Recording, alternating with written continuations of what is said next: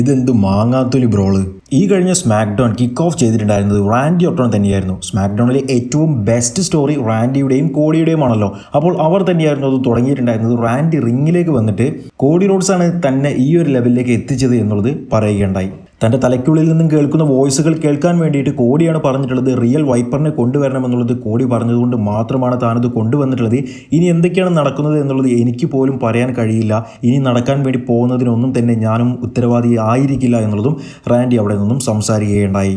അപ്പോൾ തന്നെയായിരുന്നു കഴിഞ്ഞ ആഴ്ച റാൻഡി ഓർട്ടൺ അറ്റാക്ക് ചെയ്തിട്ടുണ്ടായിരുന്ന മാറ്റ് കാർഡോണോ അവിടേക്ക് എത്തിയിട്ടുണ്ടായിരുന്നത്. മാറ്റ് കാർഡോണോ വന്ന അപ്പോൾ തന്നെ റാൻഡി പറഞ്ഞിട്ടുണ്ടായിരുന്നത്, നിനക്ക് ഇപ്പോഴും ഒരു ജോബ് ഉള്ളത് അല്ലെങ്കിൽ നീ ഇപ്പോഴും ഈ കമ്പനിയിൽ തുടരുന്നത് നിന്റെ ഭാഗ്യം കൊണ്ട് മാത്രമാണ് എന്നുള്ളതായിരുന്നു. കാർഡോണോ ഓടി വന്നുകൊണ്ട് റാൻഡിയുടെ തലക്കിട്ട് കാർഡോണയുടെ കയ്യിലുണ്ടായിരുന്ന മയക്ക് ഉപയോഗിച്ചൊരു കുത്തു കൊടുത്തു. റാൻഡി ഓർട്ടൺ പുറകിലേക്ക് റിംഗ് സൈഡിലേക്ക് വീഴുകയുണ്ടായി.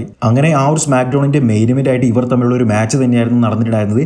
ആ ഒരു മാച്ചിൽ മുഴുവനായിട്ടും കഴിഞ്ഞ ആഴ്ച റാൻഡി ഓർട്ടൺ അറ്റാക്ക് ചെയ്തിട്ടുണ്ടായിരുന്ന കാർഡോണയുടെ ആ ഒരു കയ്യിലേക്ക് വീണ്ടും അറ്റാക്ക് ചെയ്ത് അത് പൊട്ടിക്കാൻ വേണ്ടിയിട്ട്, അതിൻ്റെ എല്ല് പൊട്ടിക്കാൻ വേണ്ടിയിട്ടായിരുന്നു റാൻഡി ഓർട്ടൺ ശ്രമിച്ചിട്ടുണ്ടായിരുന്നത്.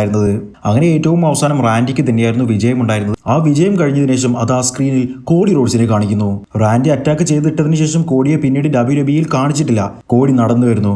1-2 അല്ല 3-4 മിനിറ്റ് നേരം നടന്നിട്ടാണ് കോഡി റോഡ്സ് റിങ്ങിലേക്ക് എത്തിയിട്ടുള്ളത്. അത്രയും നേരം റാൻഡി ഓർട്ടൺ അതും നോക്കി റിങ്ങിൽ നിന്നു. നിങ്ങളൊന്ന് ആലോചിക്കണം എത്രത്തോളം ഈ ഒരു സ്റ്റോറി റിയലിസ്റ്റിക് ആയിട്ട് തോന്നുമെന്നുള്ളത്. അതായത് റാൻഡി ബ്രൂട്ടലായിട്ട് അറ്റാക്ക് ചെയ്ത് ചോരക്കളി ആക്കി വിട്ടിട്ടുണ്ടായിരുന്ന കോഡി റോഡ്സ് 3-4 മിനിറ്റ് വെറുതെ സ്ലോ മോഷനിൽ നടന്നു വന്ന് അവിടെയുള്ള ആളുകളോട് സംസാരിച്ച് റാൻഡിയുടെ അടുത്തേക്ക് വന്ന് തല്ലാൻ വേണ്ടി വരുമോ?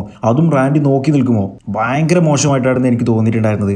ആ സമയം കളയാൻ വേണ്ടിയിട്ട് റാൻഡി അവിടെയുള്ള സെക്യൂരിറ്റികളെ എടുത്ത് അറ്റാക്ക് ചെയ്യുന്ന രീതിയിലുള്ള കാര്യങ്ങൾ എല്ലാം തന്നെ കാണിച്ചിട്ടുണ്ടായിരുന്നു. പിന്നീട് ഇവർ തമ്മിൽ നല്ല ഫൈറ്റ് ആണെന്ന് കാണിക്കാൻ വേണ്ടിയിട്ട് വലിയൊരു ബ്രോൾ എന്നുള്ളത് തോന്നിപ്പിക്കാൻ വേണ്ടിയിട്ട് സെക്യൂരിറ്റികൾ വരുന്നതും സ്മാക്ഡൗൺ ജനറൽ മാനേജർ ആയിട്ടുള്ള നിക്ക് ആൽഡിസ് വരുന്നതും എല്ലാം തന്നെ അവിടെ കാണിച്ചു. റിംഗ് സൈഡിലേക്ക് പോയി ഫൈറ്റ് ചെയ്യുന്നു. അവിടെ നിന്നും സെക്യൂരിറ്റികൾ വരുന്നു. സെക്യൂരിറ്റികളെ റാൻഡി ഓർട്ടൺ അറ്റാക്ക് ചെയ്യുന്നു. വീണ്ടും കോഡിക്ക് അറ്റാക്ക് ചെയ്യാൻ വേണ്ടിയിട്ട് അവസരം ഒരുക്കി കൊടുക്കുന്ന രീതിയിലുള്ള കാര്യങ്ങൾ കാണിക്കുന്നു. റാൻഡി അവിടെ നിന്നും അറ്റാക്ക് കിട്ടുന്നതിൻ്റെ ഇടയിൽ ചിരിക്കുന്നു. ആ ബ്രോൾ ഒരിക്കലും ഒരു റിയൽ ആയിട്ട് തോന്നിയിട്ടില്ലായിരുന്നു. ഈ ബ്രോളൊക്കെ കാണുമ്പോഴാണ് ജോൺ സീന വേഴ്സസ് ബ്രോക്ക് ലെസ്നർ തമ്മിലുള്ള 2012 ബ്രോളെല്ലാം തന്നെ ഏത് ലെവലാണ് എന്നുള്ളത് മനസ്സിലാവുന്നത്.